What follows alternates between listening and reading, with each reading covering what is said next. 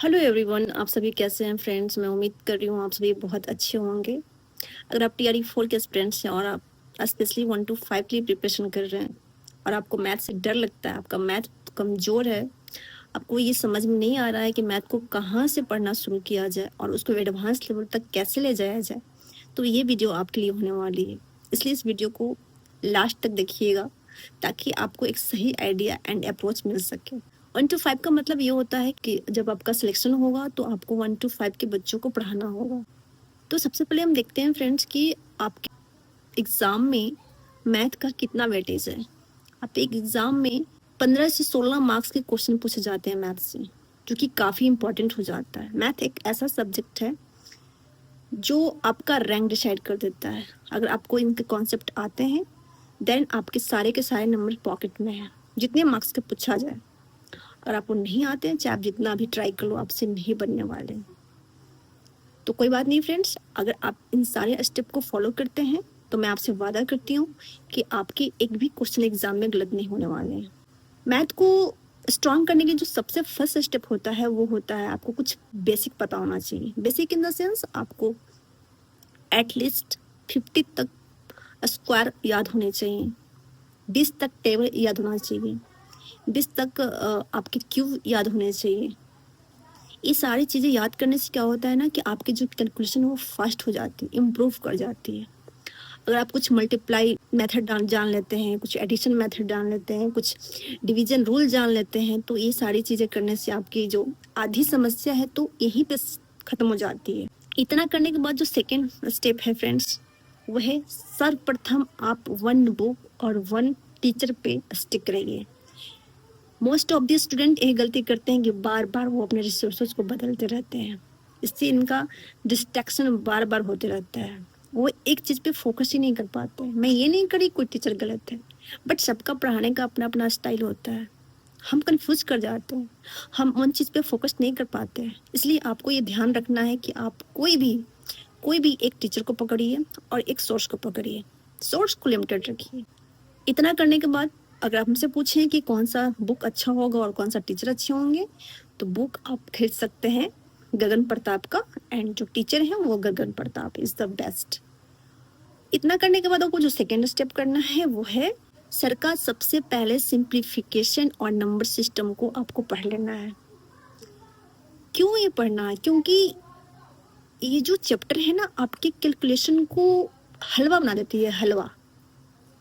बच्चों को लगता है कि इतना खास नहीं है, लेकिन ये कैलकुलेशन का फाउंडेशन है, फाउंडेशन। ये दोनों को आपको पहले कर ही लेना चाहिए। जो मैं बातें बता रही हूँ फ्रेंड्स, वो मैंने अपनी जर्नी में फॉलो किया है, वही मैं आपके साथ शेयर कर रही हूँ। इतना करने के बाद क्या करना है कि आपको इसके नोट्स बना लेने हैं। नोट्स में क्या होगा? नोट्स में बेसिक कॉन्सेप्ट होंगे, फार्मूलाज होंगे, कुछ शॉर्टकट होंगे, ट्रिक्स होंगे। ये सारी चीज़ें नोट्स में आपके होने चाहिए। भले आपका ये दिमाग कहे कि हमको सब याद हो गया है, बट दिमाग का बात आपको नहीं मानना है। पता है मुझे कि आप कुछ दिन के बाद भूल जाने वाले हैं। ऐसा लगता है, वहम होता है कि अरे सब याद हो गया, सब सब समझ में आ गया। तो ऐसा नहीं करना, ये गलती कभी नहीं करना है। देन आपको अर्थमेटिक की बात करते हैं। अर्थमेटिक में सबसे पहले जो आपको चैप्टर पढ़ना है वो पढ़ना है परसेंटेज एंड रेशियो।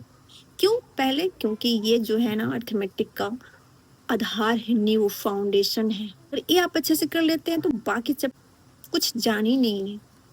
मतलब कहने का मतलब बहुत इजी हो जाता है मेथड। फिर उसके बाद आपको करना है प्रॉफिट एंड लॉस, जो कि आपके दिमाग को घुमा के रख देता है, आपके सोचने की क्षमता को बढ़ा देता है, आपकी एनालाइजिंग क्षमता को इंक्रीज कर देता है। फिर आपको कर लेने हैं mercantile, speed and time, pattern system, simple interest, compound interest, average, partnership. ये सारे चैप्टर्स कर लेने हैं। और उसके बाद कर लेना है थोड़ा एडवांस, जैसे मेंसुरेशन, जियोमेट्री, हल्का अलजेब्रा और हल्का ट्रिग्नोमेट्री। इन सारे चैप्टर्स का आपके पास बेसिक भी होना चाहिए, फॉर्मूलाज भी होना चाहिए, शॉर्टकट भी होना चाहिए, कुछ ट्रिक्स भी होना चाहिए। आपको अच्छा सा सुंदर सा राइटिंग में लिख लेना है। मार्केट में बहुत सारी बुक्स मिल जाएंगे कॉन्सेप्ट का, बट जो आप अपने हाथों से बनाएंगे उसकी बात ही अलग होगी। वो आपके दिमाग में देखते ही तुरंत से जाएगा अंदर। ये खासियत होती है अपने नोट्स की। और ये सारे चैप्टर करने के साथ साथ आपको उस पे आधारित क्वेश्चन भी कर लेने हैं। जैसे आपने अपने परसेंटेज पढ़ा तो परसेंटेज आधा आप पढ़िए और आपने लगे क्वेश्चन सॉल्व करने, जो कि गलत बात है, नहीं करना चाहिए। इससे फ्रस्ट्रेशन होता है, नहीं बनेगा, आपको डिमोटिवेशन होगा। जब आपके सारे चैप्टर कंप्लीट हो जाएं, जब आपके परसेंटेज के सारे कॉन्सेप्ट क्लियर हो जाएं, देन आपको मॉक टेस्ट नहीं, पहले प्रीवियस ईयर क्वेश्चन लगाना है। जितने भी 1 to 5, 6 to 8, 9 to 10, 11 to 12 जितने भी सारे क्वेश्चन पूछे गए हैं मैथ से, सारे आपको परसेंटेज पे आधारित सॉल्व कर लेने हैं। इसी तरह से सारे चैप्टर को सॉल्व करना है। सुनने में बहुत टफ लग रहा है, लेकिन आप करेंगे ना तो हो जाएगा, हो जाता है। जब आपके सारे चैप्टर फिनिश हो जाएं, देन आपको मॉक टेस्ट पे जाना है। पहले मॉक टेस्ट पे नहीं जाना है। बच्चे यही गलती करते हैं कि एक चैप्टर पढ़ा नहीं कि मॉक टेस्ट पे चले गए।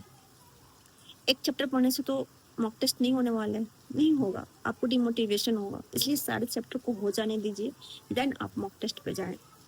मॉक टेस्ट लगाने के बाद आपसे जो गलतियां होती हैं उसको आप जरूर देखें। जो आप उसमें से भूल रहे हैं उसका रिवीजन करें, और जो आपको लगता है कि नई चीजें हैं उसको अपने नोट्स में नोट डाउन कर लेना है। ऐसा आपको प्रत्येक मॉक टेस्ट में करना है। इतना करने के बाद आपको क्या करना है कि अपने नोट्स को प्रत्येक 2 दिन पे रिवीजन करना है, और प्रत्येक 3 दिन पे आपको मॉक टेस्ट लगाने हैं।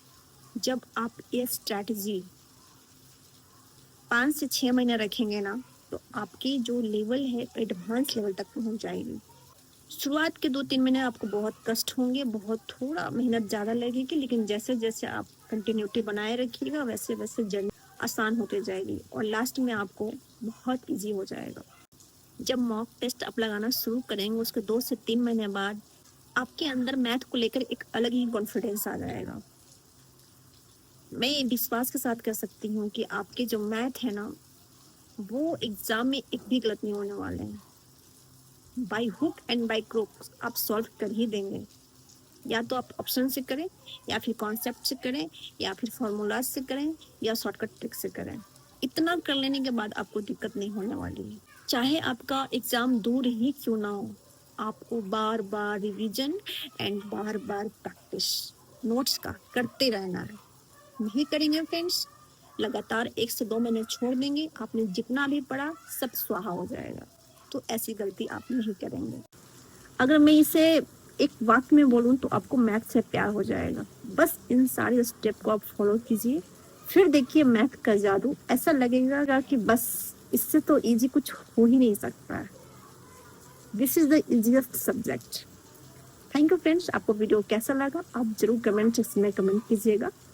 अगर वीडियो हेल्पफुल लगी होगी तो चैनल को सब्सक्राइब कर दीजिएगा, वीडियो को लाइक कर दीजिएगा, और कुछ सुझाव हो तो कमेंट सेक्शन में कमेंट कर दीजिएगा। मिलते हैं किसी नेक्स्ट वीडियो में। तब तक के लिए आप अपना ख्याल रखिए, पढ़ते रहिए, मुस्कुराते रहिए।